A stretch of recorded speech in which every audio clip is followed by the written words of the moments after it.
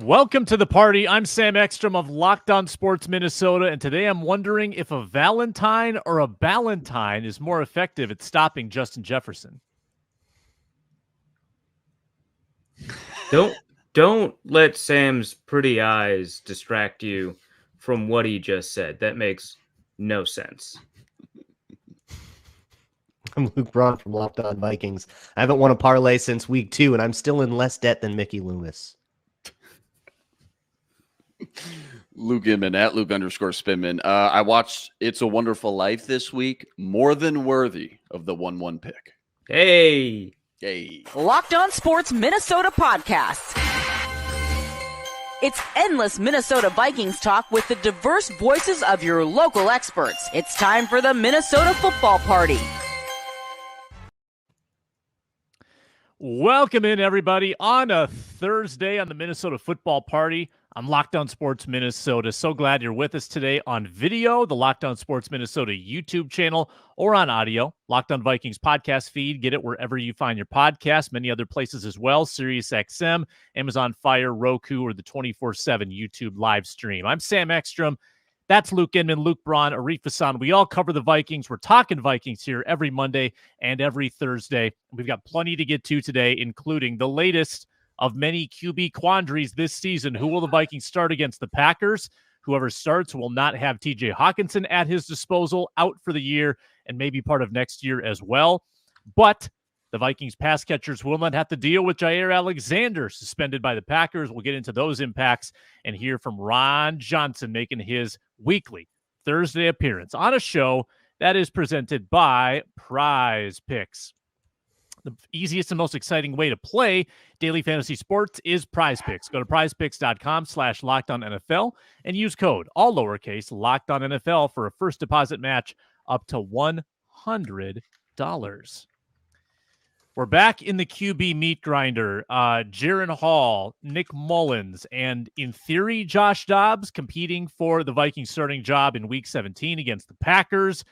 Luke Braun, we start with you. Is this the moment for our guy, Jaren Hall, that we endorsed weeks ago? Well, so it might be. He's splitting first-team reps right now at practice. They are definitely fully considering it. Now, I don't know if they've already made a decision and they're just doing that for the media portion so that they can throw the Packers off the scent. Yeah.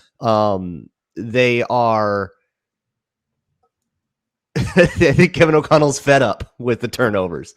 He basically said as much. That's a big issue. They're not committing to Mullins. They're not committing to Hall. They're not even committing to keeping Josh Dobbs on the bench, although he wasn't taking the first team reps. So I kind of doubt that. But they have been saying, yeah, everything is on the table. There are definitely, it depends on which Mullins play you watch. You could think like, man, why would you ever bench this guy? Or you could think like, oh my God, why is this guy in the NFL?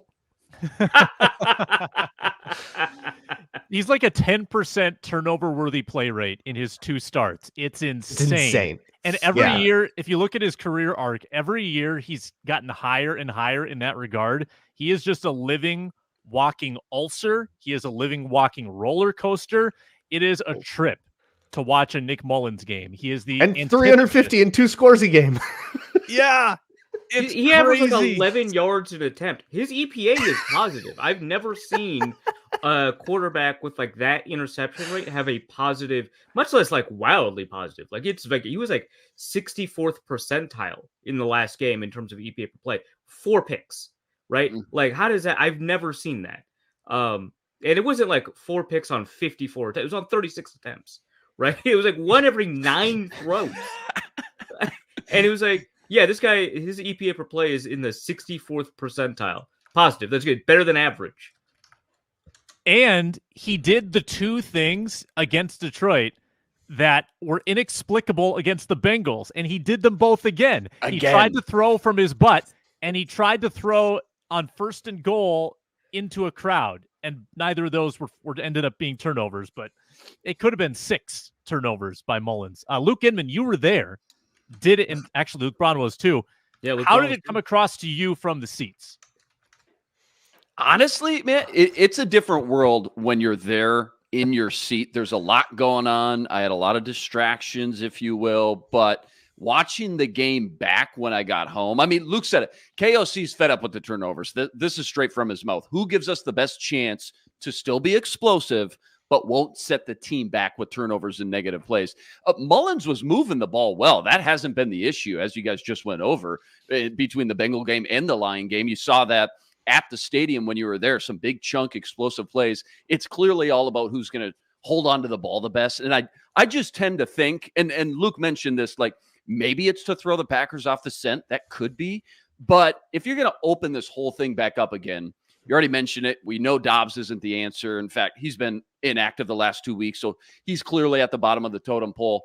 It makes me think this is definitely the week we see the prodigal son of Vikings Twitter, Jaren Hall, because I don't know why you would open this whole discussion back up again if you're not going to make a switch. And again, between Hall and Dobbs, it feels like they're going to make a move that they can get behind when it comes to talking to the media and the fan base and things like that. And when they come out and say, hey, there's a reason we're making this switch, it just feels logical. Now the time that you would want to see at least a little bit bigger sample size from the guy who's only played 15 plays or so. So, and also I will say too, in the small sample size we did get, he did show he can make an explosive play. He had that deep shot to Madison versus the Falcons, ran a little bit with his legs. He's the guy I'm ready for. He's the guy I think they roll with. And I think it's the best decision so you can stock up some more quote unquote inventory, like KOC always likes to say. So then you know what you got. You can better game plan your quarterback room,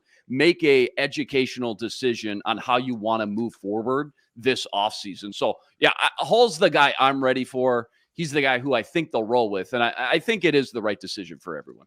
You're both wrong. Here's why.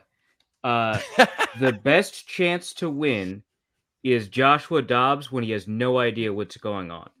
They are intentionally making sure that he doesn't take a single rep in practice so that he is primed and ready to go. 5D chess we're playing right now. Yeah, 5D. there it is. Yeah, I love it. Dobbs, don't even come to the facility. I love it. Please. Wake up at like 11 a.m. Engineering textbooks you need to pour over, man. It's a tough field. Yeah, you got to stay up to date, man. Stay at home. Play just some go Madden, watch Space play some movies. Madden online. So TJ Hawkinson's out for the year. MCL, ACL, that's bad. And I feel like the position where the Vikings could afford it least. Nick Muse is probably going to be active. And honestly, because Nick Muse is more of the pass-catching archetype, do you see Nick Muse as being like a viable option to actually get targets in this game? What do the Vikings do at tight end, Arif? They put more receivers on the field. That's what they do. Yep. Josh Oliver is going to be playing a big role in single tight end sets, of which there will be many. They use a lot more Johnny Munt than you want. Yeah. Yeah. They treated Johnny Munt exactly like he was TJ Hockenson, and that did not go well. Yeah, they just replaced TJ Hawkinson's role with Johnny Munt, and they kept Josh Oliver in the same role.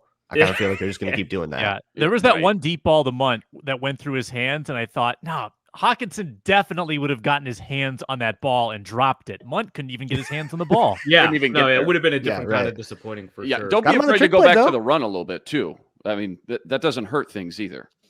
What, this team running the ball? Come on. Yeah. Come on. 11 attempts for 18 yards, baby. Why didn't they go to it more? You know, I think about... Dude, they don't go to the run when they're averaging 6 yards a carry, Luke. Let's be honest. I think, how much we don't think about the bubble guys will matter during the season when we're evaluating everyone in training camp and doing that whole thing. Roster. Think about the decision to try and sneak Ben Sims on the practice squad, who had a solid camp, remember, and getting sniped by the Packers now. And now they're going to see him. And now they're going to see him this week. So I think that hurts twice as much now, especially knowing, pending how long the rehab takes, they may be looking at Oliver and Munt as the starters for the first, 3-4 weeks of the season in 2024 too. Best rookie tight end on the Packers. That's for sure. That's for sure. Is Johnny Munt under contract next year? I don't think he is. Nah, maybe not. Is he doing the 1 year deal thing? If they want him might under be contract next year, he will be. This is not going to be a difficult negotiation. No. He's going to be the first guy that signs in free agency, and everyone's going to flip. Yeah, that's what we spent all the time. They need a quarterback. No one spent any time on this at all. Don't worry about it. Yeah, don't worry about it. Or why are they prioritizing Johnny Munt? And just more gas on the, oh no, Hawkinson's career may be in jeopardy. Look at signing. That's what does it say? Read between the lines here, people. Yeah, they're gonna sign Johnny Munt and a third string tight end with him. Yeah, they're gonna compete in camp, but people are gonna be like, "Is this the end of TJ Hockenson?" We're Lions fans, right? It's like, guy tore 2 ligaments in his knee. Just relax. Right.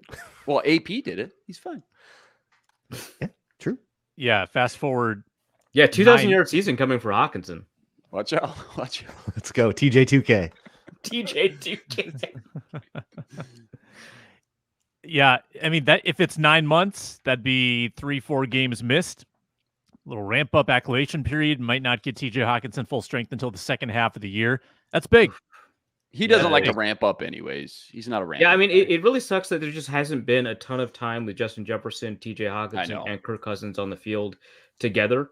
We did get a little bit of it, obviously, at the beginning of the year, but the Vikings were plagued with unusually bad luck to begin the year. So we didn't actually get to see the team with a normal amount of luck and a normal amount of health for their most important offensive players, aside from like Christian Darrisaw.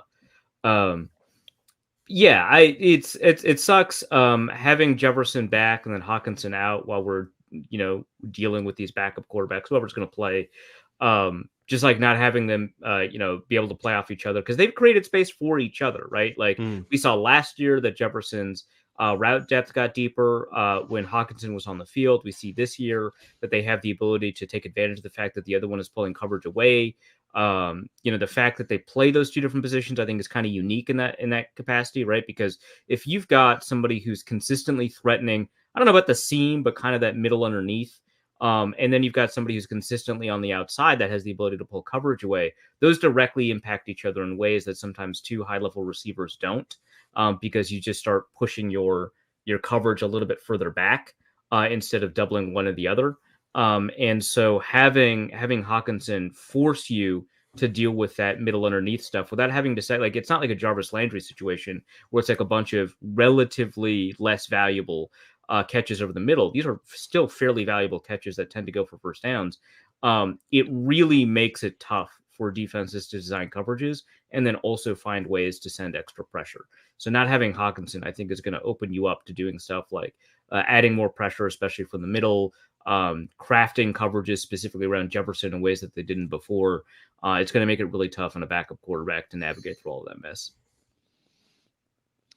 While we wait for Ron Johnson, I'd like to do a couple nerdy stats of the day, but first let's get a word as we continue on here with the Minnesota Football Party. And we are presented today by Prize Picks. Great way to play daily fantasy sports. So much better than competing against 1,000 pros with a zillion billion entries. You're just competing against the stat projections. Take more than 2, less than 6, and watch the winnings roll in. You can bet cross sport, so you can bet receiving yards and points in an NBA game. Bet LeBron James or Travis Kelce. Star-studded combo right there. You can have a lot of fun doing it, and Prize Picks is very easy to use. They've also got a reboot policy. So if your player gets hurt in the first half, they will reboot that entry. And they're the only DFS platform that has an injury insurance policy. Quick withdrawals, easy gameplay, enormous selection of players and stat types that make Prize Picks the #1 daily fantasy sports app. Go to prizepicks.com/LockedOnNFL. Use code LockedOnNFL for a first deposit match up to $100. Once again, that's prizepicks.com/LockedOnNFL. Use code LockedOnNFL for a first deposit match up to $100. Get in the fun at Prize Picks.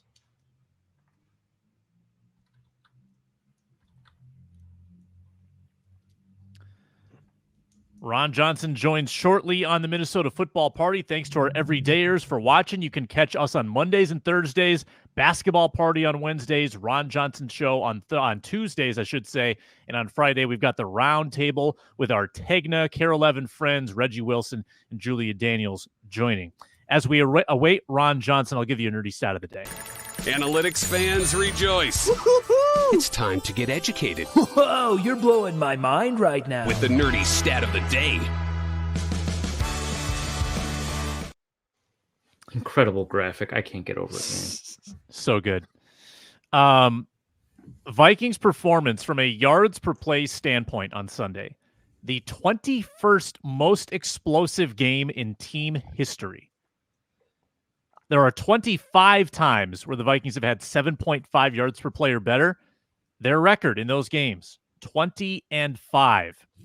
And one of the losses was 19 years to the day of their loss against Detroit. Christmas Eve, 2004. Many remember it.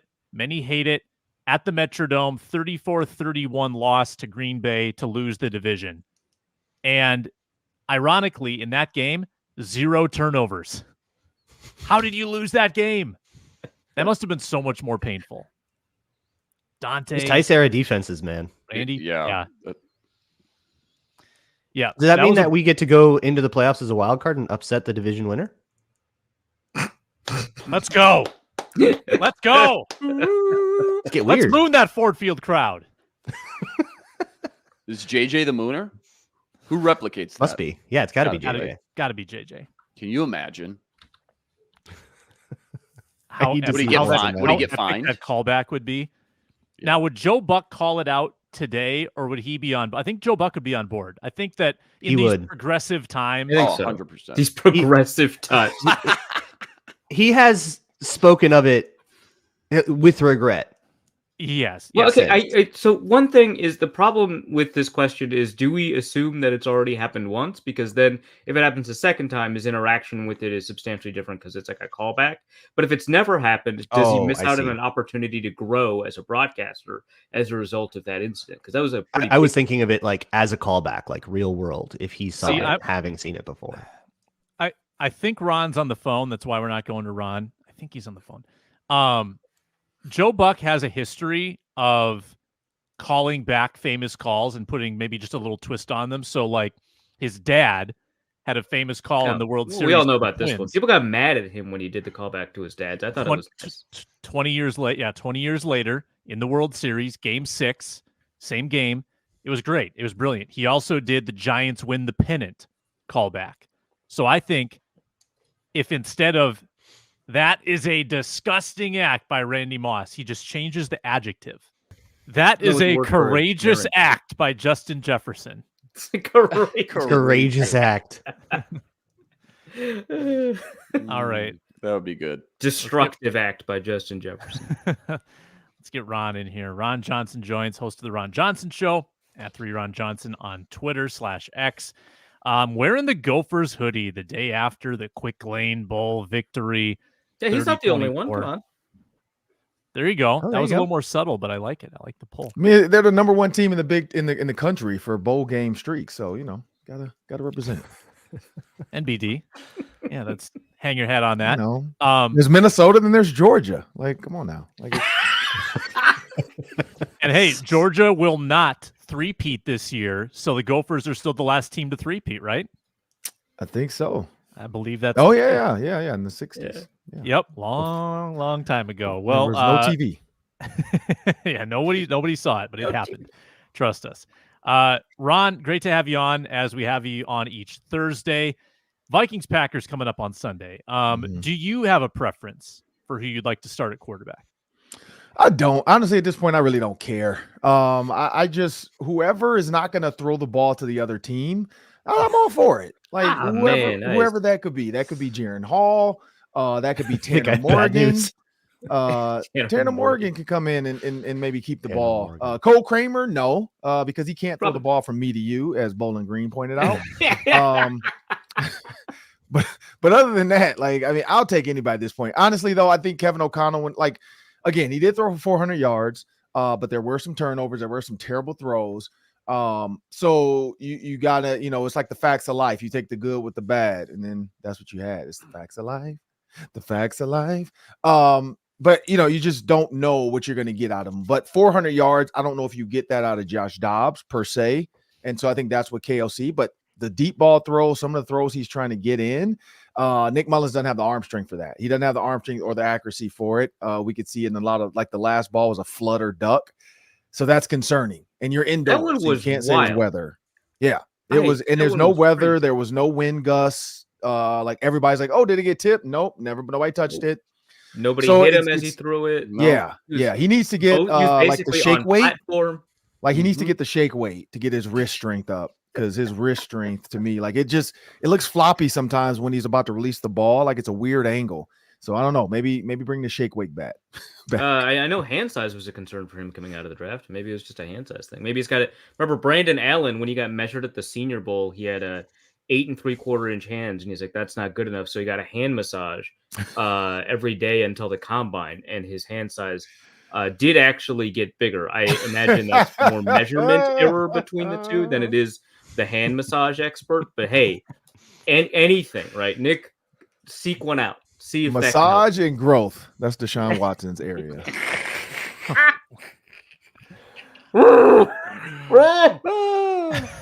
I've got a crazy theory. So I think I like Jaren Hall to start this game, but also if I'm thinking about who needs to start in week 18 to win against the Detroit team that's probably going to be trying really hard, I almost like sort of the high upside, high risk, high reward of Dobbs and Mullins in that type of environment than I do Hall, who I suspect is just going to play things a little closer to the vest. He's a rookie. He doesn't want to do too much. Am I crazy with that theory, Ron? No, I do. I think Dobbs and Mullen give you a better chance. I think, and there's the thing, they're both like, go back to the, like, let's just go back to the Alabama days of, like, I forgot his name, but it was like, it was Zhao and another guy. Like they had 2 quarterbacks and they was like, you know what, we're going to play both. Like, you're going to get a series. Just treat it like the running backs. When Alexander Madison goes in, just send in Josh Dobbs. When Ty Chandler goes in, just send in Nick Mullens. I think you're going to get similar results from both. Like some of the throws that Nick Mullens threw, Josh Dobbs probably runs those.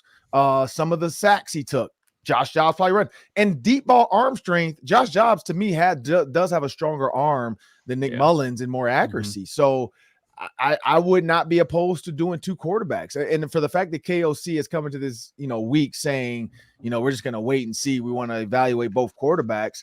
Like everybody's saying it's Hall or Mullins. It could be back to Dobbs. Like he could look and say, you know what? This dude threw 4 interceptions. This dude threw 4 interceptions. But, at least when all hell breaks loose, I got a chance to the guy that's going to run a little bit more. You're without TJ Hockenson now. You're probably without Jordan Addison with his ankle. It's you might need a mobile quarterback that can run a little bit. They are without Jaire Alexander. Valentine, we saw him earlier getting beat up on by the Lions, and so you can attack him. The Broncos as well targeted him a bunch. So I mean, Josh Dobbs does have a strong arm. You're back at home one more time. Why not let the pastronaut just bring you home? Like if anybody's going to try something different, the first person on the moon. Now we got the first person to take the Vikings to the playoffs, and they had no absolute shot of going. Might as well be a pastronaut. The Major Dobbs. Yeah, I like it. So to answer we're still our earlier question of who would moon the crowd, it'd have to be Dobbs, right? The Moon Man. Yeah, just from the name. A lot of moon talk today. Yeah, for the brand. Absolutely. Just but he should actually hold up like a moon. Like he might get a penalty for props. Wait, we just He's not supposed to have props, but he should or just pull up his jersey as he has a T-shirt on that's like just the moon. What if it's the moon, but it's also his head? Hey, remember when Joe Horn on Monday Night Football pulled out the cell phone? That's Arif Hassan for people that didn't know that voice. Arif Hassan made that joke. That was Arif. How about Dobbs just pulls out like a jetpack? I can His coordinates are. Okay. I like the jetpack idea. All right, thanks. Somebody heard it. All right. Wait, who's going to have the jetpack? Well, remember Joe Horn pulled out the cell phone on Monday Night Football? All right, yeah. Dobbs has a little jetpack. But Justin Jefferson's name is Jet, so I feel like he should put the jetpack on Jets. They both put on Jets. It would be a Dobbs Jefferson touchdown, and he puts the jetpack on Jets, and then he pulls up his shirt. He has a moon, and then Justin Jefferson lands on his chest. They should pay us for the jet landed on the moon. We just did a great job organizing a celebration. Yeah, we're really stepping on Najee Thompson's toes here. True. That's fine. He showed up as a furry. Well, we're good. Right. Yeah. Well, he can identify as a character furry of the team if he would like to. That's true. Ron, outside of the Gophers season, I don't know how much college football you've watched this year, but who stood out to you the most at the quarterback position? And I guess too, just what you know about KOC's offense. What are a few specific traits that you think fans should look for, kind of during the pre-draft process, that fit his scheme the best when we get there? You just talk shake weights and floppy wrists. Who do you like for the Vikes in this class? It's tough because Mitchell Trubisky stood out to people, and look what that did. So college football to me, it depends on the team you're playing. Like Syracuse runs a 3-3-5.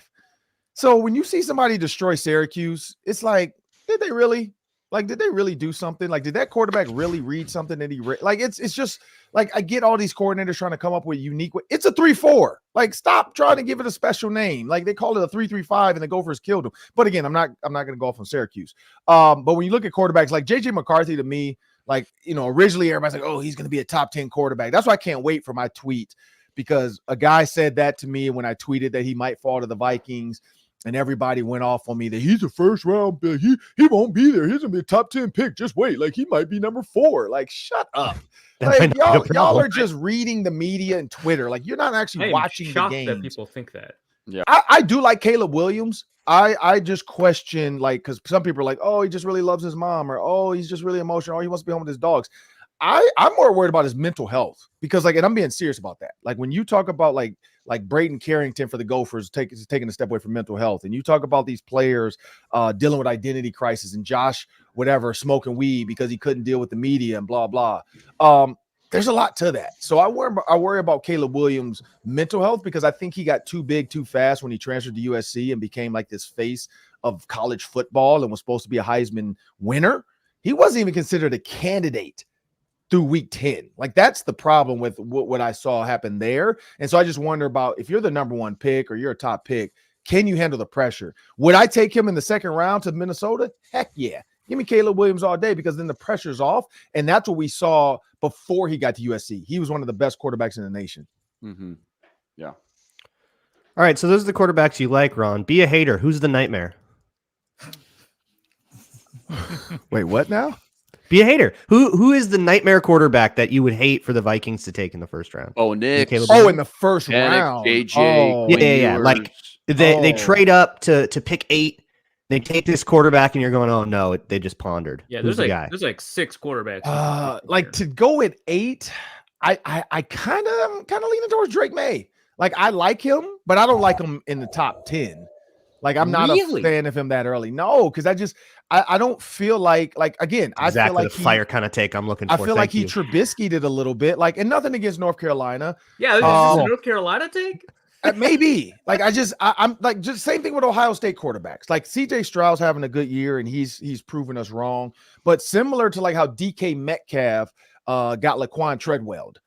When you look at Ole Miss, like, they were like, oh, wait a minute, are we making a bad decision with these Ole Miss receivers? And then you saw tweeted out, and he deleted it, but he's like, oh man, Treadwell and got them scared to draft DK Metcalf now. And so, like, North Carolina, I think Mitchell Trubisky has ruined me a little bit for North Carolina, and so that's why I'm a little bit skeptical of Drake May. And honestly, like, all these quarterbacks, though, I just don't know if there's like a future franchise guy ready to go now. Like, that's why I like a JJ McCarthy if he falls late, because then you can sign a Kirk Cousins to a 2-year deal and let him sit behind him, a la Aaron Rodgers, being able to watch, learn. I mean, McCarthy is 6'3", prototypical guy.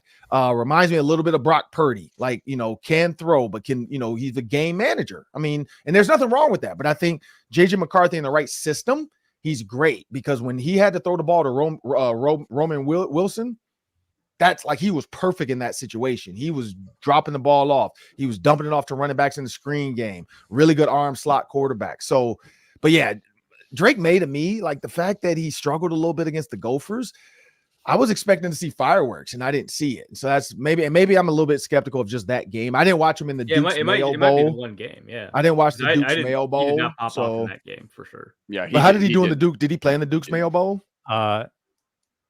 No, I don't think he hasn't played since November 25th. Okay, so he's out. Okay. So non-quarterback, the Vikings are probably not going to go quarterback in the first round. We're being honest. Who do you want them to take then? That's a tough one. So originally I was looking at offensive line, just because. But then Ed Ingram, like as of late, I think, and Sam, we had Randall McDaniel on. And remember, he talked about that. He said offensive guard is one of the toughest positions to early on show everybody you're ready to be in this league. He's like, it's fast. He's like, you're right next to the center. You're helping out a lot. You're having to help both sides, whether it's you're helping your center or you're helping your tackle. You're normally a help guy. And then also hey, you got to deal with Aaron Donald bull rushing you. So he said it's one of the toughest positions and it speeds up compared to college. And so Ed Ingram's gotten better. Tight end, they have solidified. I think receiver, they're set. I honestly, now I'm kind of like corner.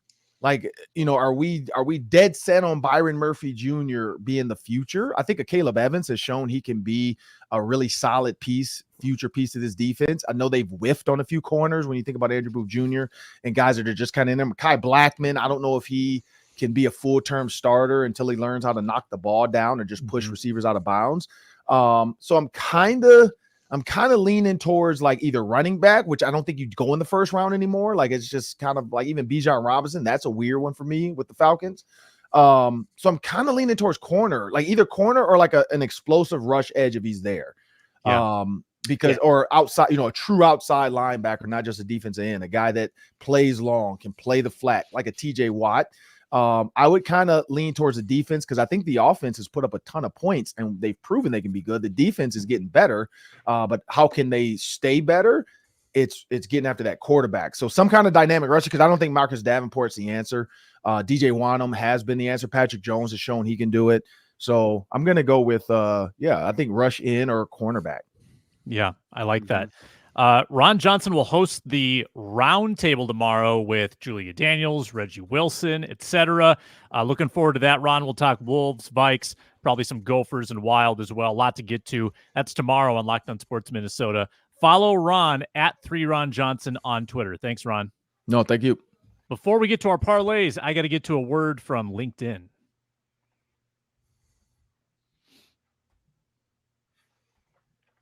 When you're hiring for your small business, you want to have as many top-tier candidates as possible to interview. That's why you check out LinkedIn Jobs. They've got the tools to help find the right professionals for your team faster and for free. This isn't just another job board. LinkedIn has 1 billion professionals in their network, and that's why it's the best place to hire. And hiring's easy when you have quality candidates. And LinkedIn now has a tool that helps you write job descriptions, which makes the process faster and easier.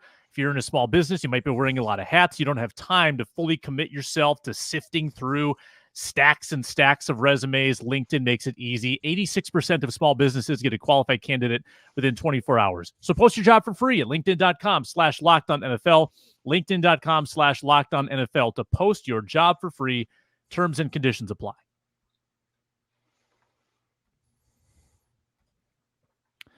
All right, I want a minute each here about the Jaire Alexander situation and how that trickles down now to Justin Jefferson's performance in the game. The way I'm seeing it, Carrington Valentine will probably start. Hasn't been awful this year as a 7th-round rookie. If it's not Carrington Valentine, it's Corey Ballentine. Valentine or Ballentine will be working against Justin Jefferson along with Eric Stokes, who is coming off a hamstring injury. He's 2 games into his season, and he has been average, not great. Thoughts on the JJ versus the secondary matchup, Luke Inman? Yeah, and also, too, to your point, if you've watched any Joe Barry Packers defense this year, I mean, that secondary, I don't care who's out there. They might give JJ anywhere from 8 to like 28 yards of cushion on any given play. So that should help too. But you look at JJ's track record versus the Pack at the bank, no less. He's been lights out. In fact, the only real time JJ's ever really been slowed down versus the Pack is when the Lambeau Turf Monster ate him up last year. So, I look at the rest of the offense. Okay, Powell's been resourceful for sure. KJ Osborne maybe heating back up a little bit, although most of his best games are usually against the Lions anyways, like we saw last week. Addison may or may not be an option next week. So I'm thinking you need a lot of JJ on Sunday and getting back to the running game as well. I mean, running the ball effectively versus Packers defense that's been super prone to giving up a lot of yards on the ground as well this year to a lot of teams. The yardage and chunk plays, I think, should be there again this week, especially with no Jaire Alexander to stop him. Reef. I'm a little bit worried about extra attention, right? Just because, if you don't have Addison, you don't have Hockenson, that'll allow Valentine to give a little bit more. Well, probably not both of them at once specifically, but you'd have, safeties playing a little bit more of a corner-ish role in double teaming. So that's my concern in that context. And so you would need somebody like a KJ Osborne to step up like he did, I guess, last week. He had an incredible game last week, right? So you kind of need more of that for, I think, Jefferson to fully realize, his ability to kind of save the Vikings passing game. That said, I mean, we've seen him like destroy double teams before, right? Because there's like east-west double teams, north-south double teams. He's got a pretty good understanding of what he's looking up against and figuring out, kind of what he needs to do. Like, I'm remembering the Patriots double teaming him a lot, and a lot of those were east-west double teams. And so he just I'll just go vertical. But the problem is, Kirk Cousins knows what Jefferson's going to do, right? That's the thing. It's like Cousins sees, hey, you see this kind of double team, I want you to run this route. You see this kind of double team, I want you to run this route. This is how we know they're going to play you. I don't know that Nick Mullens or Joshua Dobbs or Jaren Hall have that understanding, right? So that's the concern. But I do think he'll find ways to get open, which is nice. I just concerned that you don't really have the receivers around you to really like unlock those kinds of guys. That said, when you're the best receiver in the NFL, that's your job sometimes. It's like, sometimes you're the only dude on the field. Megatron had to deal with that. DeAndre Hopkins had to deal with that. Julio kind of had to deal with that. And they succeeded, right? And so I think Jefferson mostly will succeed. It's just I'd have liked more. That's a kind of a lukewarm take. I kind of feel like Justin Jefferson, as frustrated as he looked at times on the Fox broadcast on Sunday, he's kind of got to enjoy just having the ball thrown up to him by Nick Mullens. Yeah, right? I think so. Oh, absolutely. Yeah. Getting opportunities. Give me a chance. Yep. Yeah. That 3rd and 27, so epic. Luke's, I bet that was a great crowd moment. Everybody just was stunned. Unbelievable. Yeah. Every single person, I looked around, every single person was catching flies. It was crazy. Yeah, I was at We've the seen Minneapolis this before, Miracle. but oh my God. Yeah. Look, that was the first thought is, oh my God. The second thought is, oh my God, that's not the first time he's done that. Right. I know. Second best catch as a Viking, I think. Yeah. I don't think you can argue that. Anything to add on Valentine, Braun?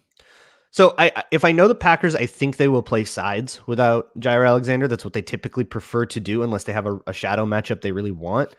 They'll probably play sides and a lot of too high and just play this like they played it last year, where they will just kind of make sure they've got two guys on Jefferson at all times and everybody else gets to be one-on-one. Good luck. But because it's a Joe Barry defense, it's going to be a lot of like vanilla cover 2 looks or split safety, like quarter, half looks. So it's going to be a lot of holes in the zone. There will be opportunities to find players. And I don't think they have to be like that good at getting open. They just have to run to the right spot. And I think it's going to be on whoever starts at quarterback to find that with the right timing, and not randomly have the ball slip out of your hand 4 times. So let's not do that. Braun, which quarterback would you're just arguing for Jaren Hall, basically? I'm not arguing for either of them. I'm just saying that's what like Nick Mullens just like had some balls that were really bad. So don't do that if you're going to start. I'm just saying like, oh, we need somebody with good timing to fit those zones. Well, that takes out Joshua Dobbs. Oh, we need somebody who doesn't let the ball just kind of fly out of their hands randomly. Well, that takes out Nick Mullens. Or Nick Mullens fixes that issue and then he starts, which also is fine. He's like 9-inch hands. Yeah, sure. Get on the shake weight. I can't get over the fact that not only did Nick Mullens throw the worst spiral in NFL history on the game-losing pick, but he threw like he was supposed Joe to Cap throw erasure. It to the Joe sideline. Cap, 2015 Peyton Manning. Did I hear that like Paul Allen compared that throw to like the ball was like the Chinese spy balloon just like floating in the atmosphere? Okay, that's funny. No direction. Okay, that's good. I'll be honest, Sam. I got real worried when that description started. Yeah, still might be worrisome, but I think we'll get. No, I like it. I like it. Yeah, no, it was good.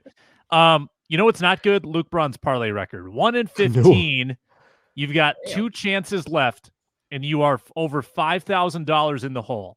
I had a nice little plus 700 hit last week on Chargers and the Puka Cup 200-yard total. So I've got the lead. The last place person eats hot wings on the air. First pick today is me. Like hot wings. Hot wings. Yeah. I'm going with Giants plus 5.5 in Tyrod We Trust. Inman, you're next. I'm going to take Steelers Seahawks over 41.5. Over. We're taking overs in 2023 now. The unders didn't work for Inman last week. No, I've been struggling. And I'm done with the Thursday night fiasco. I'm done with the unders. I'm done. I'm done. Get out of here. Arif next. The parlay I want, FanDuel is not going to give me, so I'm going to have to go because it's like same game type stuff, but not a same game parlay. You know, one of those. But I am taking one of their game specials, so we'll hold on to that. I think these other 2 games I'm so worried about. No, screw it. I want Taylor Heineke to prove me wrong, and in that spirit, I'm going to pick Chicago Bears -3 against the Falcons. Bears -3. Luke Braun, the first leg of an epic parlay. Here we go. So to come back, I only need to be like plus 400 or 500, which is all right. The difference between those 2 numbers, it's not a small difference. No, well, somewhere in there. So I will start with the Green Bay Packers winning by 1-6. I'm going to keep trying to anti-curse the Vikings. We know it will be a 1-score game. This is written in stone, right? Like it perfectly put together because I had Lions -6.5 and they won by 6. So they still managed to hurt me and make me lose my parlay, and I didn't get a Sam Laporta touchdown. So I so incredible. Enjoy your pain. It's nice, but come on, man. It's incredible. So Green Bay Packers win by 1-6. That's going to be the first leg of this, which means I've now guaranteed that the Vikings lose by 2 scores. Yeah. For the first time all year. Yeah. And then I'll put it together with Matthew Stafford, 225 plus passing yards in a win against the Giants, which will be part of an elimination scenario for the Vikings. That is it's an alternate line that I don't need to be that bold. Because this is a plus really low over under for Matthew Stafford, right? Yeah. It is. It's an alternate lower one. Because I get plus 310 on Green Bay Packers 1-6, so I don't need a very bold thing on the second part. Got it. Yeah. So plus 484 on that max wager that would win me $8,235. All right. Arif? So I'm taking the game special. For the Dolphins-Ravens, which is each team to score 1+ rushing touchdown and 1+ passing touchdown at plus 210. So if I combine these two, hold on, I get, what's the minimum, 170? Yeah. It's plus 505. Do the minimum to win 858. 858.90. Don't want to lose out an extra $1 there. Beautiful. Inman. We're getting Travis Kelce anytime touchdown at even money, plus 100. He hasn't scored a touchdown in 5 weeks, apparently, but he's due. The guy's due. First, the Bengals should be a good game. He's due. What could go wrong? So, only 7.5 point favorites against the Bengals. Why would they ever slow down? Yeah, why would they stop? No, keep throwing. What do we got here? So, plus 290. I'm going to go with, let's bet 300 on that, and that will win me 871. 871.43. Inman wants to win this thing. He doesn't want to settle for just not being last. Yeah, I'm sick of it. I'm just gonna for kicks go. I think the opening script is gonna be strong for the Vikings. With Jaren Hall, who I predict is the quarterback. So I think Vikings first drive touchdown along with Packers first drive punt. So that parlay is in itself a bet, which goes with Giants plus 5.5 at a total of plus 1509. We're going big this week, huh? It's nice to play with a lead, fellas. Nice I love it. Sam's sneaky at these, just exotic. bets, man. Mhm. Yeah, he's been doing it for a couple parlays. weeks. How Puka often? He did it Eggs. all year last year and lost. Now he's winning them. Yeah, crazy. How often have the Vikings scored a first drive touchdown this year, Sam? Did you even look that up before you made the bet? So last week. But you know what? Here's the thing, Arif. I think that there's positive regression in their favor. Positive regression in their favor, because how many times has the script been interrupted by a turnover? Right? Like, it's not necessarily. Surely this won't keep happening. Yeah, right. Yeah, that problem will go away this week when they play one of their turnover-prone backups. Right. Or a guy, Jaren Hall, who has no career turnovers in the NFL. Yeah, with just one career concussion. I feel like, I don't know if that's positive or negative. When your concussion total is more than your turnover total. Concussions, noted good thing. Is that positive or negative? It's negative, Sam. I would rather have 8 picks and no concussions than 8 concussions and no picks. Easy. You're right. We are proponents of brain health on this show. We are. It's not close. The Locked On Podcast Network company policy is brain health is good. Anti-concussion policy. Look, Kurt Benkert has negative passing yards, and he has become an NFL influencer, right? You do not need to play well in the NFL to have a post-NFL career related to the NFL. So if I played in the NFL, threw 8 picks and bounced, I'd be fine. But if I threw in the NFL and took 8 concussions, I don't know what I don't know if I would be a person, right? Like, I'm like, that's not a post-NFL career. That's post-NFL rehab for the rest of my life. I'm good. How long till we get the Joshua Dobbs YouTube channel? Oh, man. Oh, my. He's probably busy and going to be re-employed at NASA, or hopefully not, but like SpaceX. Big TikTok Virgin guy. Atlantic. Big social media guy. Big TikTok guy. Yeah, he's good at TikTok. I'm not, but he'd probably make more money at like a private space company. Still can't get over how much money he's probably lost from the Saints game to now. Yeah. So many millions of dollars. He still might do millions. okay. He'll be fine. Yeah, but he's not going to get the type of money where it's like, okay, he could like, he's not going to get high-end backup money. Yeah, he's not going to get like competing for the start money. Yeah. No. Yeah, more touchdowns best and toilets money. Yeah. All right. People were trying to figure out whether or not Russell Wilson had more toilets in his house or passing touchdowns that year. That's the kind of money you need. More touchdowns and toilets money. Right. Denver That's how Broncos you made it. Vying for Kirk Cousins' services next year? Question mark. It's on the table. A lot of dead money to pay, but George Payton. Luke Inman, Luke Braun, Arif Hassan, I'm Sam Ekstrom. It's the Minnesota Football Party. Thanks for watching and listening today. Schedule TBD with the New Year holiday coming up, but we will react at some point to Vikings Packers, probably on the postcast afterward. That's coming up Sunday night on New Year's Eve. Join us then. This is the Minnesota Football Party. Thanks for watching.